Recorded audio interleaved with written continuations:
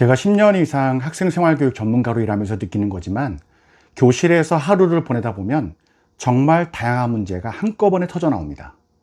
어떤 아이는 수업 중에 농담을 던져서 분위기를 흐리고 어떤 아이는 친구와 사소한 일로 다투다가 눈물이 터지기도 합니다. 또 어떤 아이는 아무런 말도 하지 않으면서 마음속에 쌓아두었다가 갑자기 폭발하기도 합니다. 이런 상황이 하나하나 별개의 문제처럼 보이지만 사실은 그렇지 않습니다. 생활교육의 종합 선물 세트처럼 얽혀있는 복합적인 문제로 나타납니다. 그래서 교사는 단순히 한 가지 문제만 해결하는 것이 아니라 동시에 여러 층의 문제를 다뤄야 합니다. 예를 들어서 교사는 순간적으로 학생들에게 어떤 말을 건넬지를 선택해야 하고요. 내 안에서 올라오는 감정을 조절해야 하면서 사건이 끝난 후에는 후속 조치를 어떻게 설계할지 고민해야 하고, 무엇보다 다른 학생들이 방관자가 되거나 피해 학생이 교실에서 더 큰 배제를 당하지 않도록 보호해야 합니다. 이 모든 것이 한꺼번에 교사에게 주어지죠. 그래서 교사의 하루는 늘 대처하는 것과 고민의 연속일 수밖에 없습니다. 그렇다면 이런 문제를 어떻게 풀어가면 좋을까요? 가장 먼저 필요한 것은 구조입니다.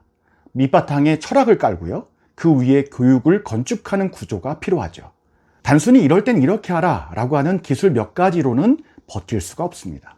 생활교육의 철학, 즉 공감과 존중과 책임, 관계, 회복이라는 가치를 중심에 세워야 합니다. 이 5가지 철학이 바탕이 됐을 때 교사의 한마디와 교사의 한 행동은 단순한 억압이나 제지가 아니라 교육적 메시지가 됩니다. 그 위에 더해져야 하는 것은 구체적인 방법이죠. 이것을 우리는 적응 반응이라고 합니다. 적응 반응이라고 하는 것은 감각적인 경험에 대하여서 의도를 갖고 목적지향적으로 반응하는 것을 말합니다. 학생에게 순간적으로 건넬 수 있는 언어적인 기술, 갈등 상황에서 흔들리지 않도록 돕는 감정의 리더십, 사건 이후에 반드시 따라야 하는 후속 조치 루틴, 다른 학생들까지 함께 보호하기 위한 교실 운영 기술, 다시 말해서 철학과 기술이 동시에 맞물려야만 생활교육은 교사의 손안에서 작동할 수 있습니다. 이것이 감각적으로 목적한 대로 반응이 나올 수 있도록 연습하는 것이 필요한 것이죠. 그렇지만 잘 아시잖아요. 이게 말처럼 그렇게 쉽게 풀리지가 않습니다. 우리가 만나는 아이들, 단순히 생활 습관이 부족한 게 아니지 않습니까?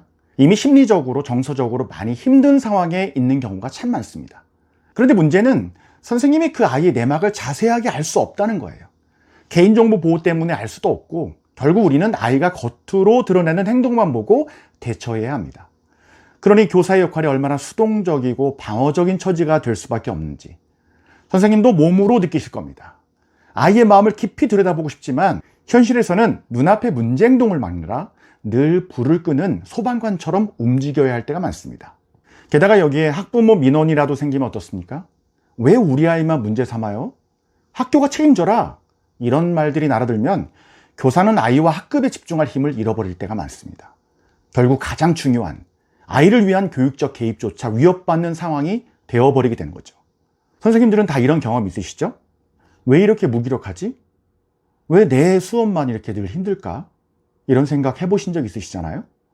심지어 내가 교사가 된 게 이런 이유였던가 하는 허탈감마저 밀려올 때도 있으셨을 겁니다. 이건 선생님만의 문제가 아니죠. 사실은 시스템의 문제입니다.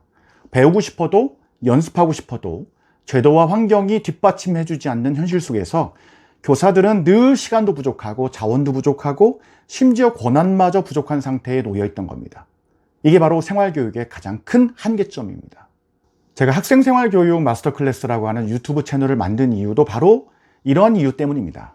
교사들이 겪는 문제는 굉장히 현실적이죠. 그 문제 하나하나를 직접 다루고 도움을 드려야 되겠다는 그런 목표가 뚜렷하게 생겼던 겁니다. 버릇없는 학생 대처 기술, 수업 중에 깐족대는 아이 다루기, 교사의 주도권 회복하는 것, 이런 주제들은 모두 현장에서 바로 쓸 수 있는 대처법을 중심으로 다룹니다. 하지만 유튜브는 한계가 있어요. 선생님들이 훈련할 수 있도록 기본적인 루트를 심화해서 만나는 것이 필요하죠. 그래서 이제는 이 컨텐츠를 좀 심화해서 온라인 강의를 준비했습니다. 여기서는 단순히 듣는 것에 그치지 않고 함께 실습하고 훈련할 수 있도록 설계했습니다. 그래서 이번에 준비한 것이 바로 학생생활교육 온라인 클래스입니다. 총 4주 과정, 매주 2시간씩 온라인 줌으로 함께합니다. 이 강의에서는 단순히 이론을 듣는 데서 그치지 않고요. 교실에서 바로 적용할 수 있도록 실습과 연습 중심으로 진행합니다. 예를 들어서 학생에게 바로 건넬 수 있는 대화 멘트 훈련을 하고요. 실제 상황을 가정한 롤플레잉으로 몸에 익히면서 사건 이후에 어떻게 정리할지 후속 조치 루틴을 만들어 봅니다.